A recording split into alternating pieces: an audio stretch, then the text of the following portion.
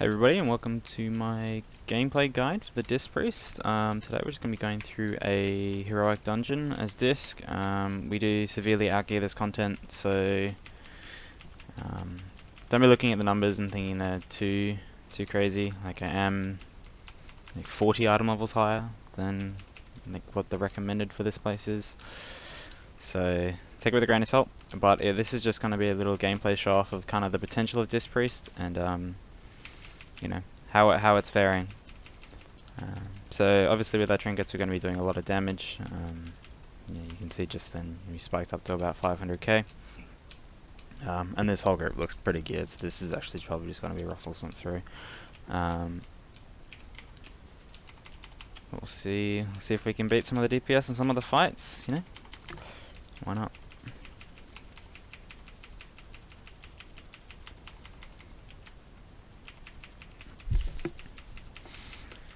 So in your 5-mans, generally you want to be taking Purge of the Wicked, unless, you know, you're actually under-geared for the content, or, you know, the same, like your recommended gear for the content. Grace will be a lot of help for healing up the tanks.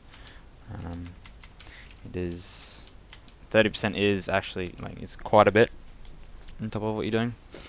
So when it does come down to it, like you are pretty much what I found, what I'm going to be doing in, you know, Mythic 7s and stuff with my 850 gear, which is pretty much like what Mythic 7 is kind of balanced around. About 850 is where it's looking at. You are pretty much applying atonement to people, and you're only really healing on penance, just because that's going to be your highest output skill, and then the rest of your globals you're really trying to just spam Shadow Mends into the tank. Obviously not going to see that in here. I'm pretty sure we could probably get away with this entire dungeon and I won't even need to put atonement on the tank. I'm sure he could survive through the entire thing. So this is probably going to be a very, very terrible showing of Disc Priest, but, you know, nevertheless, you kind of have a look at the damage and, you know, see how you can get your instant Qs into dungeons and get your daily artifact power with ease as a healer. It's actually, you know, it's even if you're maining holy, there is literally no point in playing holy when you outgear the content, when you can be doing disc and be doing a whole lot of damage. And personally, I think disc is actually a lot stronger than holy at the moment. So for the talents we're running, it's pretty much the basic ones I recommended for most content. I could probably be taking Schism here. That wouldn't be a bad pick, just because I am going to have the globals to be spamming Smite a lot, rather than applying Atonement to everybody. Yeah, that's generally the situation you want to be picking up Schism. I'm going to put out a Powered Radiance and then Light's Wrath just for DPS. I haven't actually done the math on that yet, whether it's worth casting, like getting your atonements out before casting Light's Wrath, like just for pure DPS, because you do get 10% more damage per atonement you have out. So that might be something to look into, whether you want to do that. I know in raids what I do a little trick is I'll put out a few Powered Radiances just before the fight. Oh god, what the hell's going on here? What even is mechanics? So I will be putting out some Powered Radiances before like a raid encounter, and then I can cast a pretty much double damage Light's Wrath before the fight. And I'll be casting Light's Wrath, you know, I'll be pre-casting that before the fight with my potion and whatever else. So that generally tends to do a lot of damage. You know, for a brief period of time you get to be on top of the damage meters, woohoo, because it's maybe the strongest single target spell in the game. I'm actually not sure. I don't really think many classes have things that are as strong as it. Like it's a you know, almost 500k hit. And for anyone who doesn't know, there's actually a secret proc you have on the weapon, and it's about every 500 casts, I believe. I think it's a 15% chance on every cast you have, and you get a stack on your weapon. And the stacks are hidden. It's a completely secret kind of proc. And And what it does is it makes, after you get 100 stacks, you become bestowed with the light, I think it's called, or something with the light. Your whole screen will kind of go like whitish almost, and then your next Light's Wrath will do 500% increased damage as massive damage, which I believe is a crit. It counts as massive damage, but anyway, so when that goes up, like if you ever notice your whole screens just become white, it's because you've got the secret artifact ability. I think every class actually has one. Like I know monks kind of have there when they fall from things, they get the lightning burst thing around them. I don't know of any other ones, but I'm sure quite a few classes have it. I don't. But anyway, it's kind of a cool little quirky thing. I probably need to look it up more before I talk about it, but I'm pretty sure you can't actually proc in raids. Because if it could, that's essentially a random RNG revival, probably stronger than revival. Like, and this is actually like probably the most annoying boss in the entirety of the game, or of Legion at least. He just spawns all these little ads that you have to face towards, these tormenting orbs. So you see I get gaze, you gotta face it. Hey, look at this, the tank actually knows what he's doing.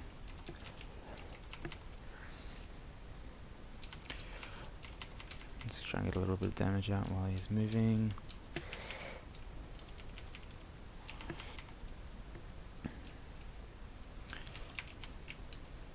So a lot of ads spawn in this fight, it kind of goes a bit crazy. Down a barrier there, that's not going to hit anybody because I'm really good. Gonna Light's Wrath because we're falling behind a little bit.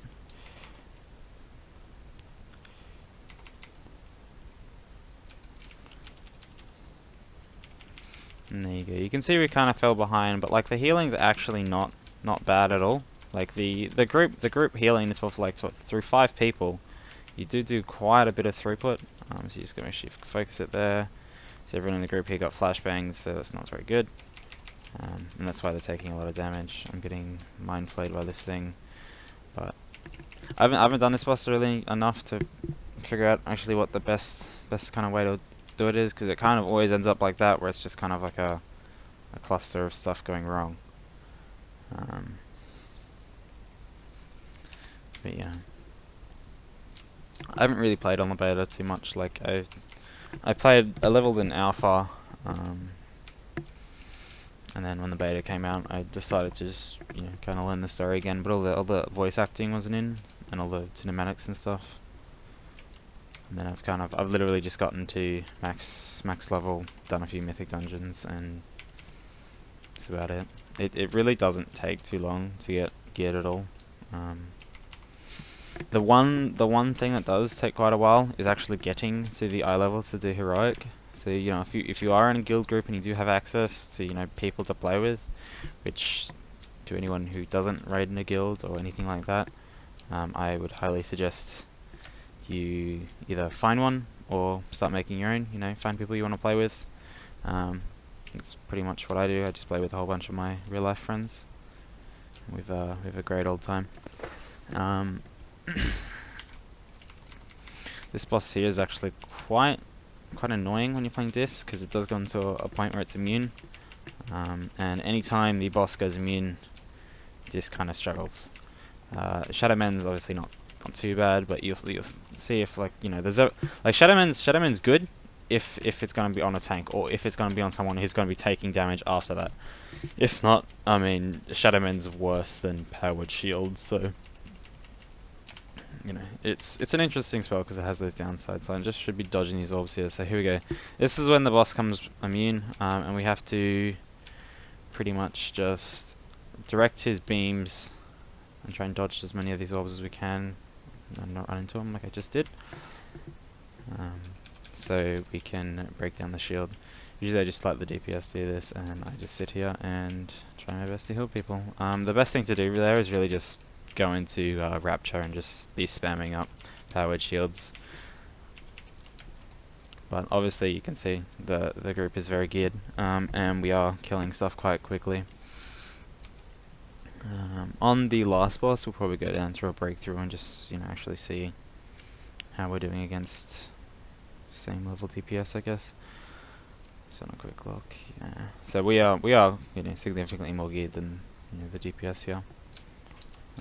My weapon isn't actually that high for my item level. So you can see the relics I have, they're all just 840. So I could easily have another 10, 15 item levels on my weapon, which is quite a big increase. Your weapon's the same thing as kind of like the legendary ring, where it's always going to be in front of your eye level, and it is going to be something that just boosts your eye level. So sorry, staying in front of your legendary, your artifact weapon, just in eye level wise, is going to be a huge increase to your class because of obviously how weapon scaling is. And obviously just RNG on relics, whether you want to be getting what relics you want to be getting. The ones, we'll do this boss and then I'll go talk through what my favorite relic slot will be. So the relic slots, you can only get them for ones that are 3 out of 3. So this boss we can freeze for a period of time. So you generally do it after there's a few of these volcano things up. And as you can see here, we literally don't need to heal the tank. Our smite does do like enough healing just to pretty much sustain a DK through. Alright, we're gonna hit the thing now. He's gonna freeze the boss, he's gonna take double damage. I should have saved my Light's Wrath for that.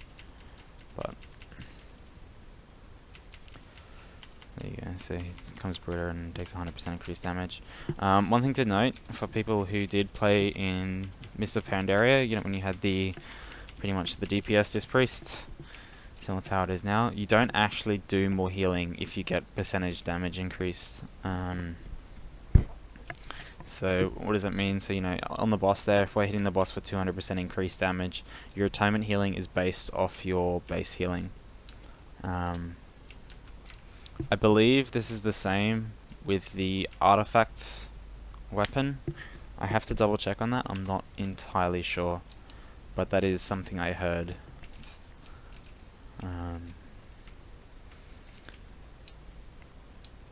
Although maybe they've changed it because they have made I'm pretty sure the holy weapon now increases your healing based on what point it is, so maybe they have changed that scaling. I'll have to check, I'm sorry. But anyway, for relics, I believe this borrowed time here is pretty much the one you want to be getting plus 3 ranks from your relics from. If you're in a raid group, obviously when you're doing you're starting your normals and you're starting your raids, you want to be prioritizing people share their relic slots, so you want to be prioritizing people obviously with the right relics. That's pretty much just going to have to come down to good management of people in your guild and open communication with loot. I know in our raid group we're prioritizing healers last, which is fair enough, but obviously if there's some good relic for some healer or some DPS, we're probably just going to be giving it to that person. Because some of the relic slots are pretty pretty overpowered. Like for shamans you have the 3% increased crit on chain heal, and for priests essentially it's 5% increased haste every time you cast a healing spell. So there are a few ones that significantly outweigh the other ones. So that is something you might you have to have an open kind of conversation with in the people of your guild, and just make sure you're giving the right people the right loot. So here we have to pick up this little light thing and throw it over to the mobs so we can see the mobs. This is kind of the retard check for any of your melee DPS, because they can actually walk over the light orb and pick it up, which can be rather annoying. So you see it's just there, if you just run over it you pick it up. So I've been in many of groups where they just can't keep the light thing on the ground because somebody just doesn't know the mechanic. So be aware of that, get used to it, at least for the first few weeks while people are new at the dungeon.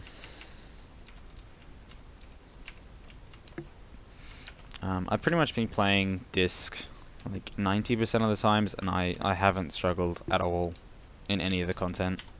That's from being being undergeared to being overgeared and then into mythic plus dungeons. It is quite a stressful, well, I wouldn't say stressful, but it is it's a lot of work playing disc in your Mythic Plus dungeons. It's a lot more than being a healer because you always have to be prepared. If you fall behind at any point, you can't just spam a Holy Word Serenity. You can't just spam a Chain Heal and drop mana.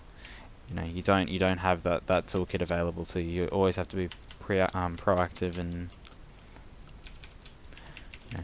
have constant damage going out. You constantly want the smite buffs going out and all that. So it isn't, I wouldn't say it's like boring to play, but it is kind of, if your group's dying just because you can't put out the healing at the right points, it does kind of get to you, and it does kind of make you wonder why you're playing this spec. But it is quite rewarding if you do kind of get it down, and you have good communication with the people in your group when they know to either kind of maybe come out of melee if there's some ground effect on there, or do something just to keep themselves alive. It does do enough damage to kind of warrant bringing. I know a lot of the top groups for quite a while were running Disc Priest double tank, and that's purely because like a Disc Priest will heal 2 tanks pretty much the exact same as what they heal 1, where no other healer has that available to them. Even Paladins, their Beacon of Faith is just not what it is. So Disc Priest was being brought for that, and obviously their boss damage is quite good. So the Mythic Plus dungeons, the timer is quite long. It's not like a challenge mode. It's not like you have to be pulling, pack after pack and then, drinking, and then running between stuff. You do have a lot of time to complete them. The timer is never an issue. If you can do every pack in the instance without, dying to one thing multiple times or dying in a point where there's a long run back, you can complete the dungeon. It's essentially, the timer's there, so it's essentially, you can't just grave pull everything. That's the only reason there's a timer. So running something like double tank is very good. Can be very good. It just depends on what your survivability and stuff's like. You do get to you will get to a point where you just get one hit by some mechanics because you just don't have enough stamina. I think I mentioned it before in my Disc Priest guide, but the way that what probably a lot of people don't realize is the way that the stats have changed. So as you can see, just we're pretty much in normal gear right now, and I pretty much have the stats you would in full best in slot mythic gear and HFC, just the stat percentages, and that's just because of the way the items scale. So you're going to get a lot of base stats to start off with. Well, not base stats, but you start off with a lot of haste and whatever else, and a lot of percentage for it. And then as the eye level increases, the intellect will ramp up a lot, but the actual amount of haste and off stats won't. And that's purely to stop classes hyperscaling. So classes like the Shadow Priest and essentially stuff like the Mage, and that's just so Blizzard can keep their balance for things like the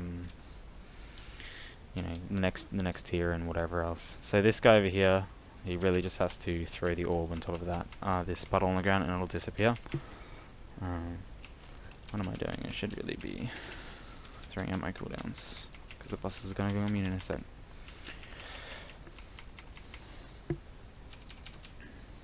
What was I talking about? Oh, yeah, so stats. So what basically happens? So your intellect and haste, your intellect and stamina. So your primary stats will increase by a hell of a lot. But your off stats or your secondary stats won't increase too much. So you might end up seeing, you might get a 10% increase on your secondary stats, but you might be getting a 15 to 20% increase on your primary stat, and that's just because your primary stats will now exponentially scale with eye level like they traditionally have, and your secondary stats will be almost linear scaling. So for people who don't know what linear and exponential are, it's essentially just you will be getting, as your eye level increases, you'll be getting a lesser increase from haste as you would intellect. So it might have kind of interesting things in the end of the expansion where it's essentially just equip anything with a higher item level. Hopefully not, but that might just be the case.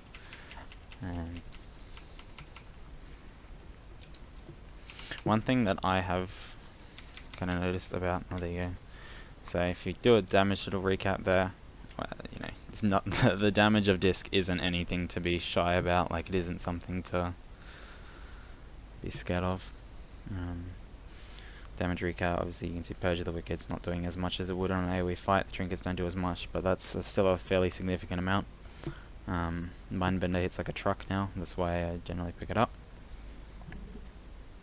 And yeah, we're not going to do that.